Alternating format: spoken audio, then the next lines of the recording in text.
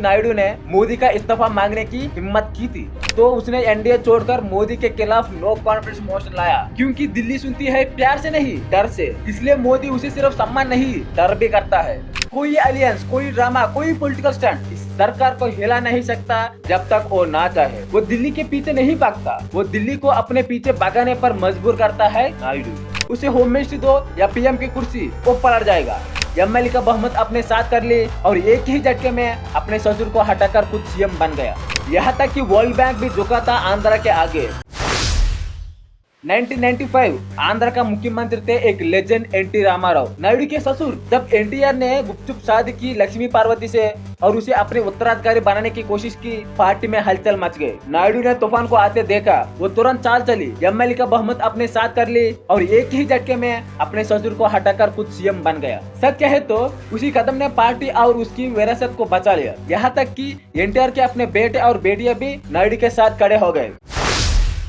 1996 दिल्ली में हाहाकार था, कोई बहुमत नहीं, कोई स्थिरता नहीं। जब बाकी सब अलायंस के लिए भागदौड़ कर रहे थे, नायडू ने 13 पार्टियों को जोड़ा, यूनाइटेड फ्रंट गवर्नमेंट बनाई और दिल्ली को आंध्र भवन से चलाया।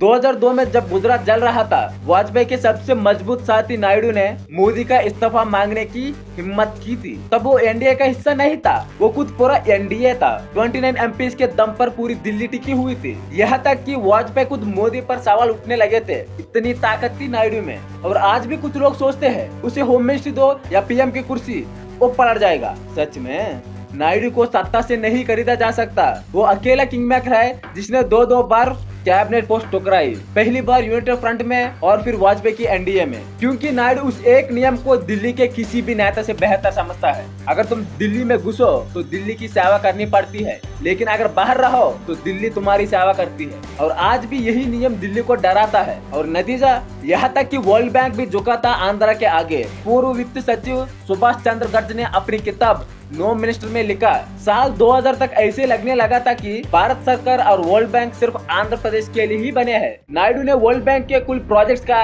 40% अपने नाम कर लिया। जब दिल्ली ने फूड पर वर्क के लिए 40 लाख टन चावल जारी किया, तो नायडू ने अकेले 21.5 लाख टन यानी आधे से ज्यादा सिर्फ आंध्र के लिए खींच लिया। बाकी भारत बचा कुछ बांटने के लिए लड़ता रह गए। वो दिल्ली को झुकाना जानता है बिना आवाज उठाए। लेकिन आप देखते हैं चंद्रबाबू नायडू, आप जब भी दिल्ली जाते हैं तो कुछ ना कुछ वहां से उठा के ले आते हैं और छोटी मोटी चीजें नहीं कर रहे, मांग रहे हैं, बड़ी चीज मांग रहे हैं। मैं इनफैक्ट एक सीनियर ब्यूरोक्रेट के साथ में 2 दिन पहले ही बात कर रहा था। वो ये कह रहे थे कि जब हमारे पास आंध्रा के ब्यूरोक्रेट्स या पॉलिटिकल लीडर्स आते हैं तो हमसे कुछ मांगते हैं, बिहार के लीडर्स आते हैं वो खाली किसी के ऑफिसर के ट्रांसफर की पैरवी लेके आते हैं।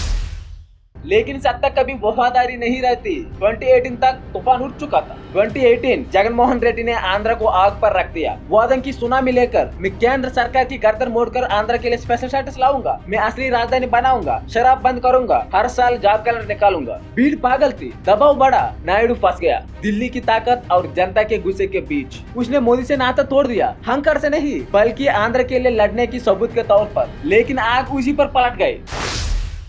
2019 जगन ने नक्शा साफ कर दिया, नायडू बुरी तरह हार गए। यहाँ तक कि पवन कल्याण भी दोनों सीटों से हार गया। और फिर जो हुआ वो शासन नहीं, अराजकता थी। ना राजधानी, ना नौकरी, ना शराबबंदी, बस करप्शन, कंफ्यूजन और कोलैप्स। जब तमिलनाडु, तेलंगाना और कर्नाटक आगे बढ़ रहे थे, आंध्रा और गहरे में डूब रहा था।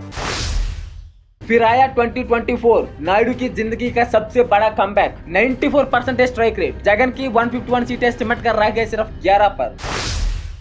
और इस बार जनता ने सीएम नहीं चुना, बदला चुना। सिर्फ एक जीत और नायडू ने दिल्ली का पूरा संतुलन पलट दिया। वो मोदी जिसने 10 साल आंध्र को अनदेखा किया, अब नायडू के चूते ही हर प्रोजेक्ट को मंजूर दे देता है। 15,000 करोड़ अमरावती के लिए, पोलवरम के ग्रांट्स फिर से जारी, बीपीसीएल की 96,000 करोड़ की रिफाइनरी और गूगल का 1.3 लाख करोड़ का डाटा सेंटर, जो पहले सालों से धूल खा रही थी, अब नायडू के बोलते ही चलने लगती है। क्योंकि दिल्ली सुनती है प्यार से नहीं डर से।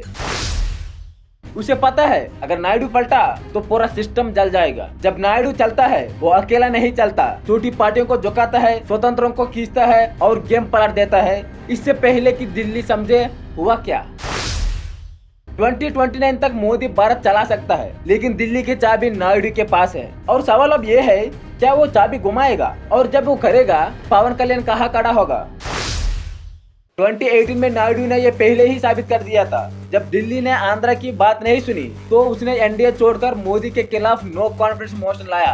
All leaders are better than Narendra Modi. All leaders. You're asking Mr. Modi who is he? Who is he? Okay. You are having an identity. इतिहास साफ कहता है, जब भी आंध्र के हित और दिल्ली की राजनीति टकराया, नायडू ने कभी दिल्ली नहीं चुनी। और नीतीश कुमार जैसे अवसरवादी नहीं, वो एक स्ट्रैटेजिस्ट है जिसका मिशन है पिछले 10 सालों में जो आंध्र ने खोया उसे वापस पाना और आने वाले 10 सालों की नींव इस 5 साल के कार्यालय में डालना, 2024 से 2029 तक। और जब तक 2029 नहीं आता, देश की सत्ता का संतुलन सिर्फ एक राज्य और एक आदमी पर टिका है, आंध्र प्रदेश और चंद्रबाबू नायडू। बीच में खड़ा है पवन कल्याण जो इस एलियंस का आर्किटेक्ट है। नायडू और मोदी के बीच पुल बनाया रखने की कोशिश में है, लेकिन याद रखिए वो सिर्फ तूफान को टाल सकता है, रोक नहीं सकता, क्योंकि आखिरी फैसला कभी दिल्ली के हाथ में नहीं था, वो हमेशा रहा है आंध्र की जनता और नायडू के हाथ में। Thank you.